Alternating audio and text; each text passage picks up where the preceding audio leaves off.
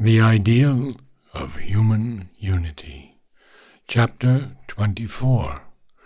The Need of Military Unification. In the process of centralization, by which all the powers of an organized community come to be centered in one sovereign governing body, the process, which has been the most prominent characteristic of national formations, military necessity, has played at the beginning the largest overt part. This necessity was both external and internal. External for the defense of the nation against disruption or subjection from without, internal for its defense against civil disruption and disorder. If a common administrative authority is essential in order to bind together the constituent parts of a nation in the forming, the first need and claim of that central authority is to have in its hands the means to prevent the mortal dissidence and violent strife that would weaken or break up the organic formation. The monarchy, or any other central body, must effect this end partly by moral force and psychological suggestion, for it stands as the symbol of union and imposes respect for their visible and consecrated unity on the constituent parts, however strong may be their local, racial, clan, or class instincts of separatism. It embodies the united authority of the nation, entitled to impose its moral force as greater than the moral right of the separate parts, even if they be something like sub-nations, and to command their obedience. But in the last resort, since these motives may at any moment fail, when revolting interests or sentiments are strong and passions run high, the governing body must have always the greatest military force at its command, so as to overawe the constituent elements and prevent the outbreak of a disruptive civil war. Or, if the civil war or rebellion comes about, as can always happen when the monarchy or the government is identified closely with one of the parties in a quarrel, or is itself the subject of dissatisfaction and attack, then it must have so great a predominance of force behind it as to be morally sure of victory in the conflict. This can only be secured to the best possible perfection. It cannot be done absolutely, except by an effective disarmament. If the whole military authority is centered in the central body, and the whole actual or potential military force of the society subjected to its undivided control. In the trend to the formation of the world state, however subconscient, vague, and formless it may yet be, military necessity has begun to play the same large, visible part. The peoples of the world already possess a loose and chaotic unity of life, in which none can any longer lead an isolated, independent, and self-dependent existence. Each feels in its culture political tendencies and economic existence, the influence and repercussion of events and movements in other parts of the world. Each already feels subtly or directly, its separate life overshadowed by the life of the whole. Science, international commerce, and the political and cultural penetration of Asia and Africa by the dominant West have been the agents of this great change. Even in this loose, unacknowledged, and underlying unity, the occurrence or the possibility of great wars has become a powerful element of disturbance to the whole fabric, a disturbance that may one day become mortal to the race. Even before the European War, the necessity of avoiding or minimizing a collision between one or two that might prove fatal to all was keenly felt, and various well-intentioned but feeble and blundering devices were tentatively introduced, which had that end in view. Had any of these makeshifts been tolerably effective, the world might long have remained content with its present very unideal conditions, and the pressing need of a closer international organization would not have enforced itself on the general mind of the race. But the European collision rendered the indefinite continuance of the old chaotic regime impossible. The necessity of avoiding any repetition of the catastrophe was for a time universally acknowledged. A means of keeping international peace and of creating an authority which shall have the power to dispose of dangerous international questions and prevent what, from the new point of view of human unity, we may call civil war between the peoples of mankind, had somehow or other to be found or created. Various ideas were put forward with more or less authority as to the necessary conditions of international peace.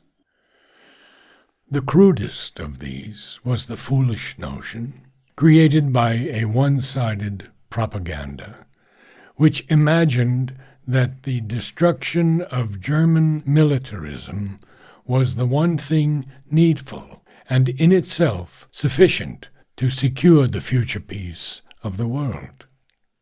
The military power, the political and commercial ambitions of Germany, and her acute sense of her confined geographical position, and her encirclement by an unfriendly alliance, were the immediate moral cause of this particular war.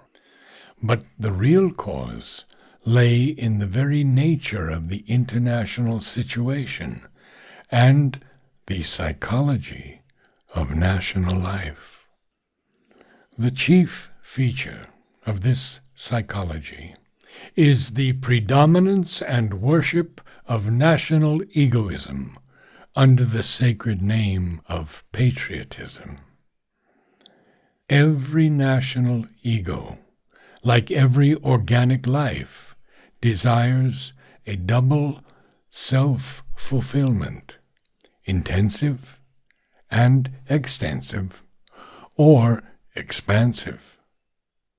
The deepening and enriching of its culture, political strength, and economic well-being within its borders is not felt to be sufficient if there is not, without, an extension or expansion of its culture, an increase of its political extent, dominion, power, or influence, and a masterful widening of its commercial exploitation of the world.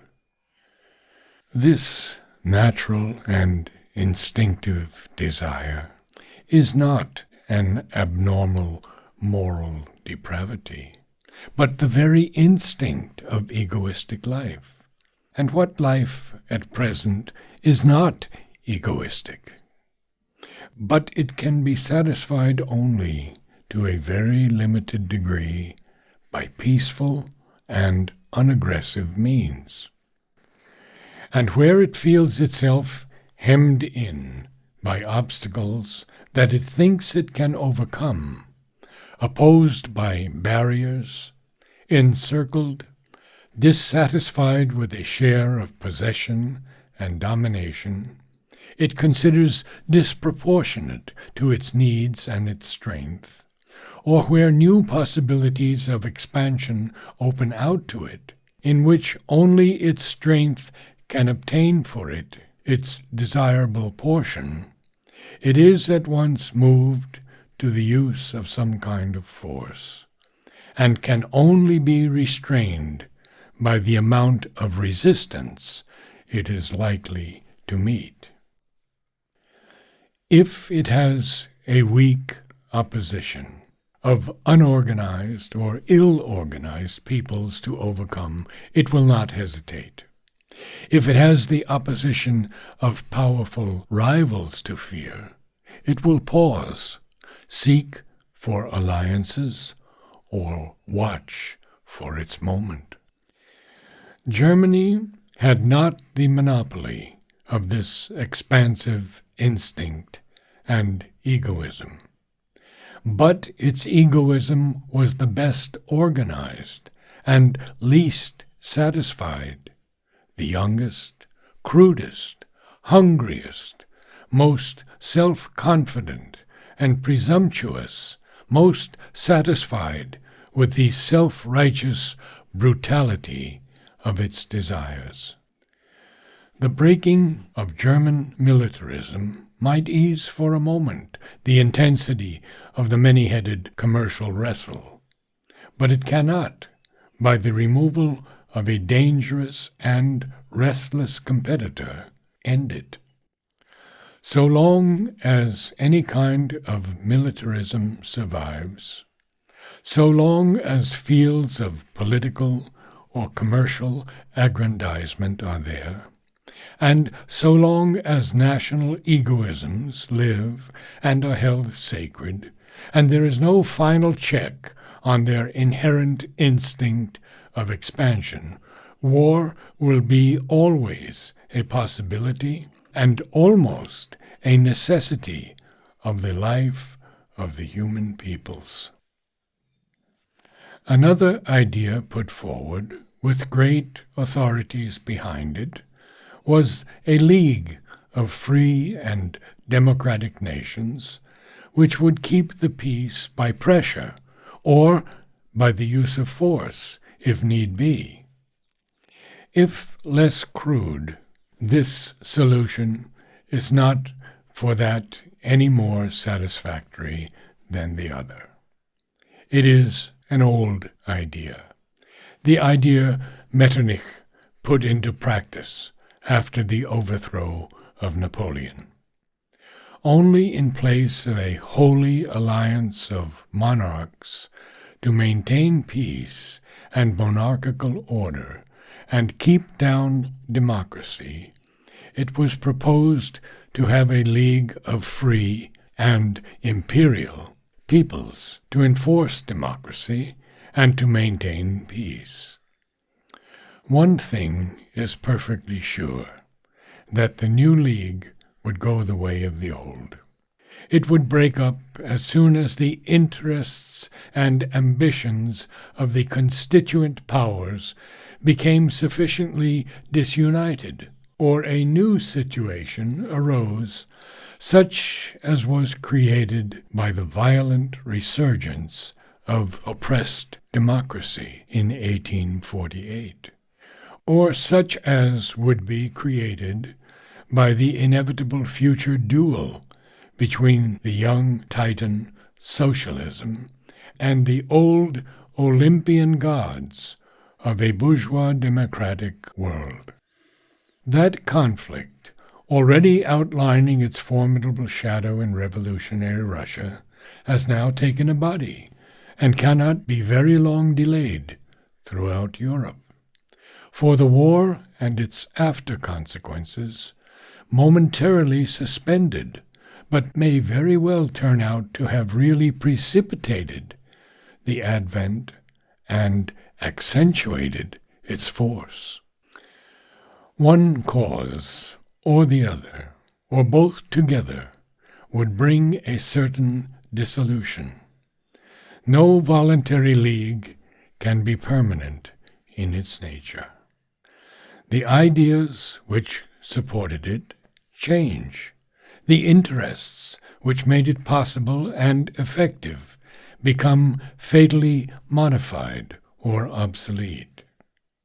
The supposition is that democracies will be less ready to go to war than monarchies.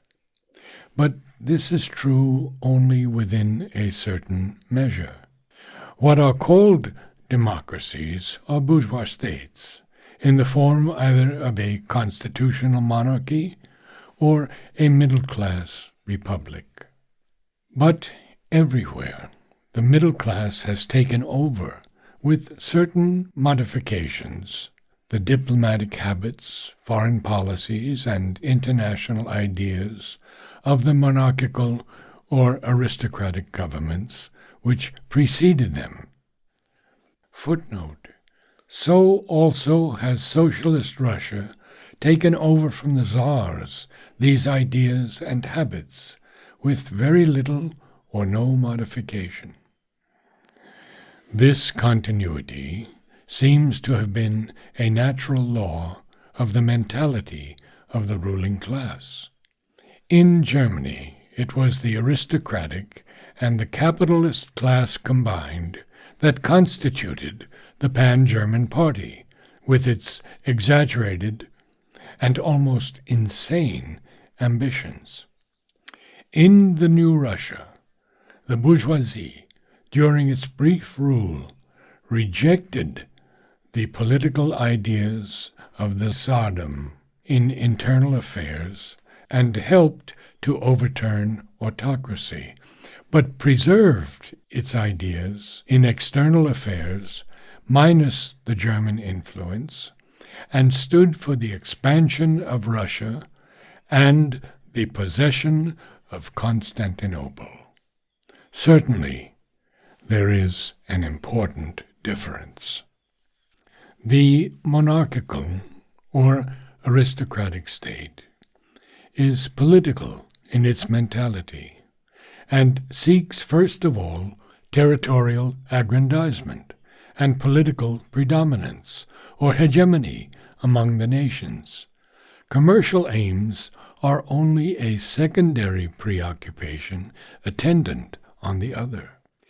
In the bourgeois state, there is a reverse order, for it has its eye chiefly on the possession of markets, the command of new fields of wealth, the formation or conquest of colonies or dependencies, which can be commercially and industrially exploited, and on political aggrandizement only as a means for this more cherished object. Moreover, the monarchical or aristocratic statesman turned to war as almost his first expedient. As soon as he was dissatisfied with the response of his diplomacy, he grasped at the sword or the rifle. The bourgeois statesman hesitates, calculates, gives a longer rope to diplomacy, tries to gain his ends by bargainings, arrangements, peaceful pressure, demonstrations of power. In the end, he is ready to resort to war, but only when these expedients have failed him, and only if the end seems commensurate with the means, and the great speculation of war promises a very strong chance of success and solid profit. But on the other hand, the bourgeois democratic state has developed a stupendous military organization, of which the most powerful monarchs and aristocracies could not dream. And if this tends to delay the outbreak of large wars, it tends too to make their final advent sure, and their proportions enormous and nowadays incalculable and immeasurable. There was a strong suggestion at the time that a more truly democratic, and therefore a more peaceful spirit, and more thoroughly democratic institutions would reign after the restoration of peace by the triumph of the liberal nations. One rule of the new international situation was to be the right of nations to dispose of their own destinies and to be governed only by their free consent.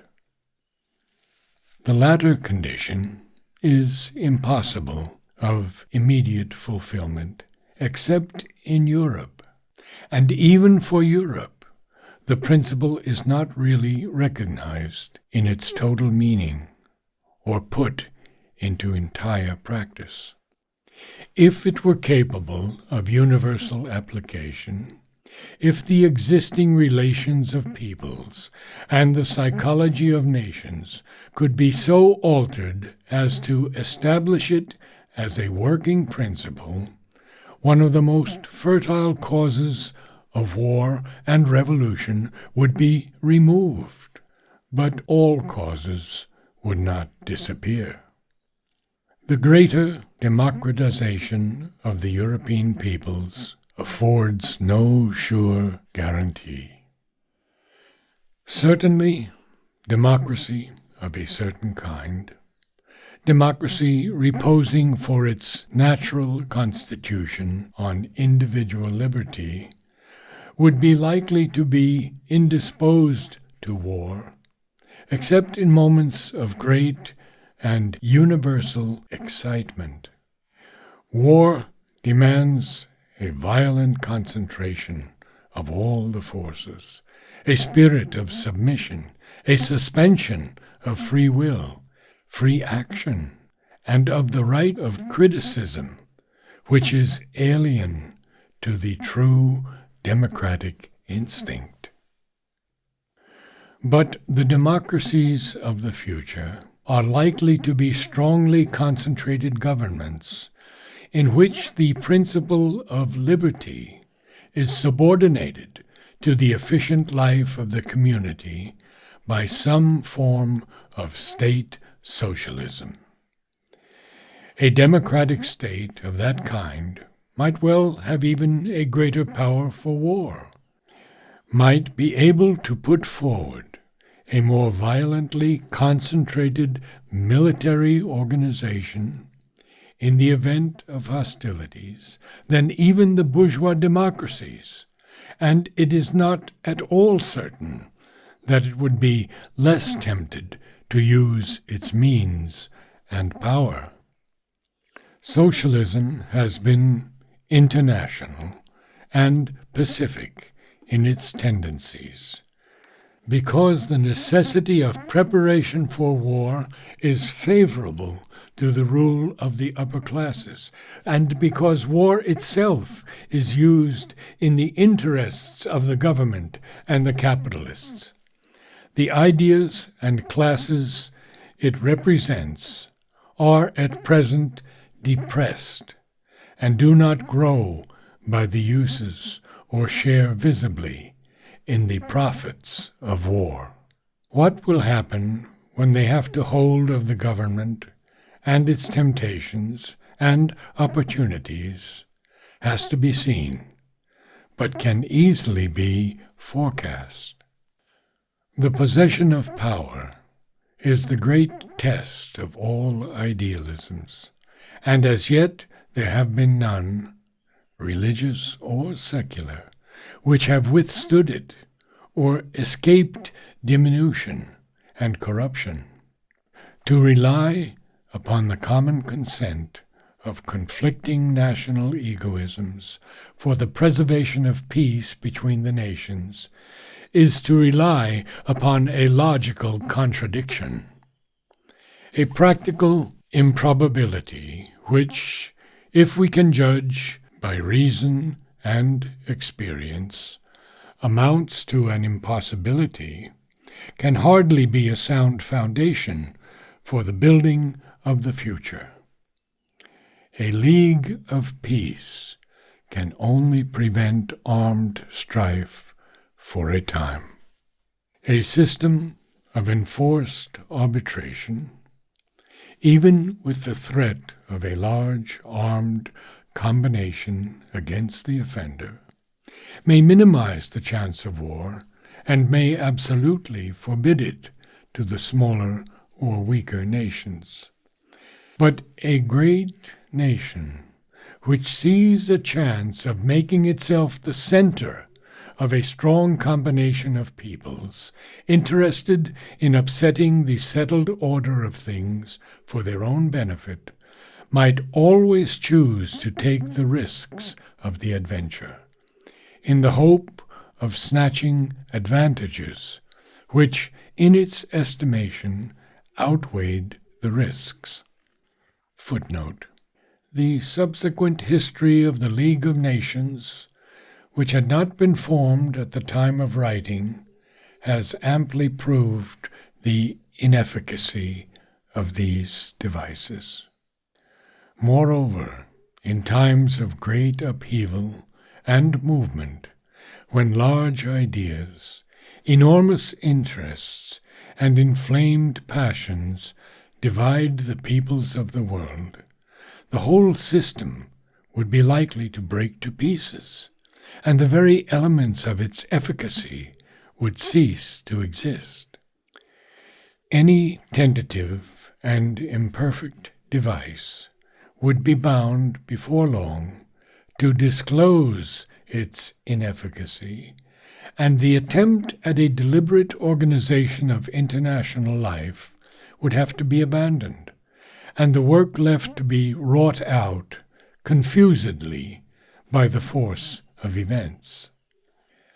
The creation of a real, efficient, and powerful authority which would stand for the general sense and the general power of mankind in its collective life and spirit, and would be something more than a bundle of vigorously separate states, loosely tied together by the frail bond of a violable moral agreement, is the only effective step possible on this path.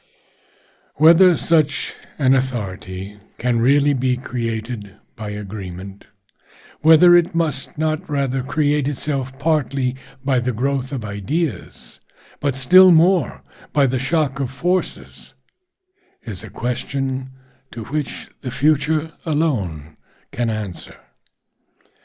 An authority of this nature would have to command the psychological assent of mankind, exercise a moral force upon the nations greater than that of their own national authority, and compel more readily their obedience under all normal circumstances.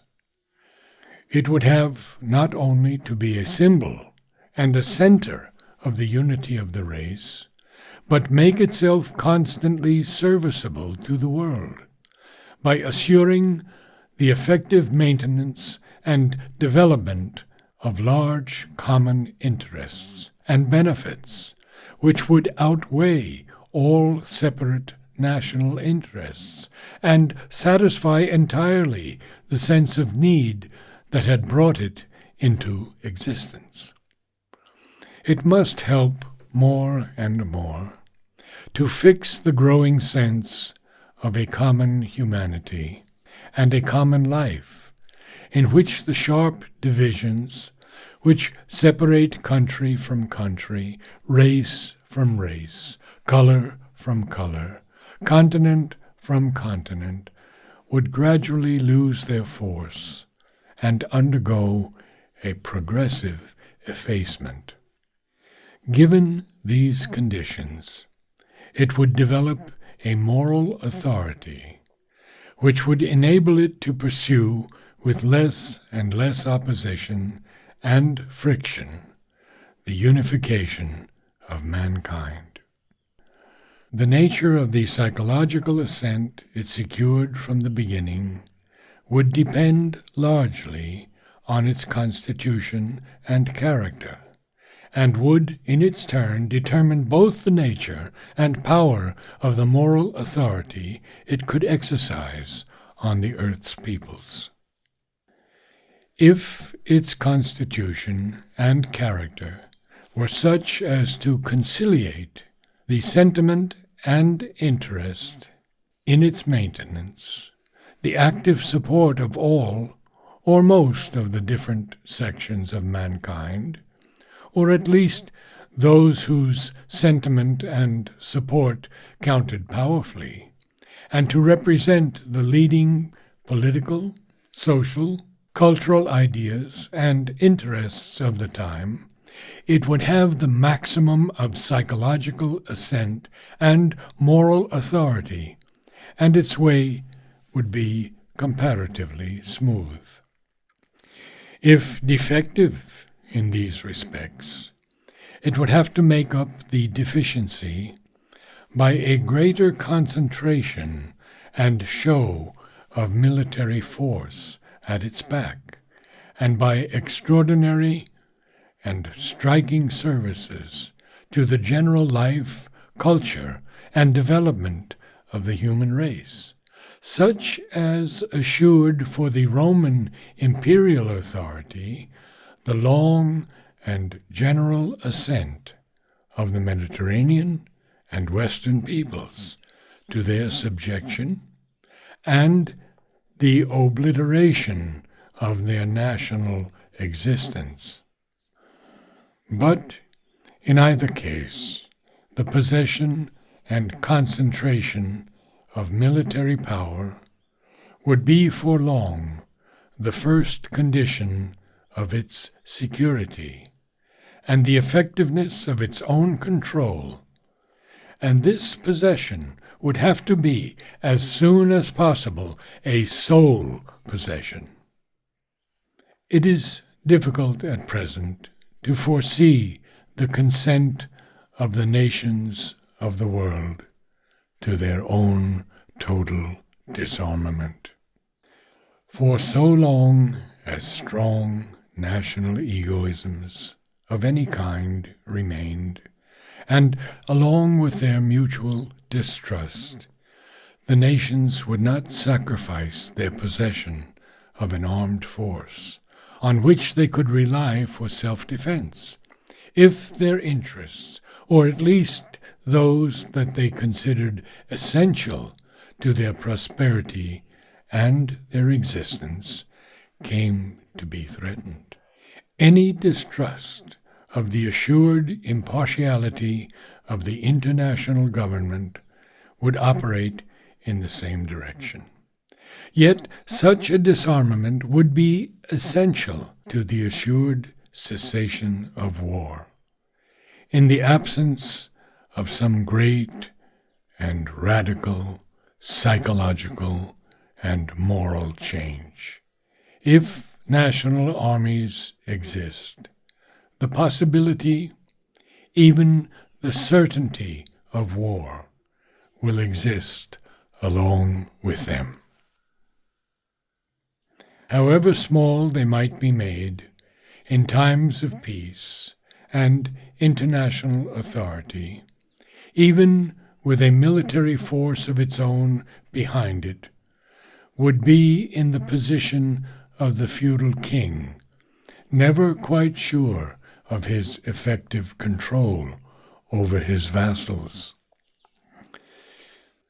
The international authority must hold under its command the sole trained military force in the world for the policing of the nations, and also, otherwise the monopoly would be ineffective, the sole disposal of the means of manufacturing arms and implements of war.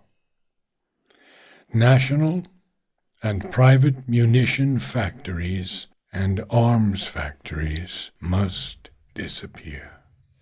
National armies must become, like the old baronial armies, a memory of past and dead ages. This consummation would mark definitely the creation of a world state in place of the present international conditions. For it can be brought into truly effective existence only if the international authority became not merely the arbiter of disputes, but the source of law and the final power behind their execution.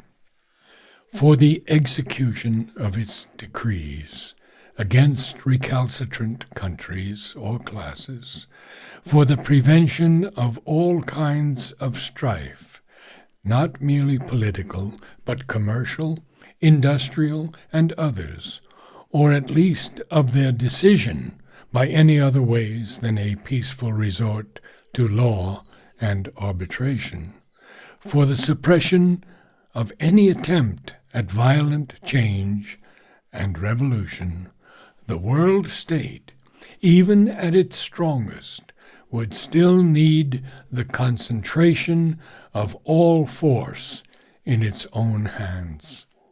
While man remains what he is, force, in spite of all idealisms and generous specific hopes, must remain the ultimate arbiter and governor of his life and its possessor, the real ruler.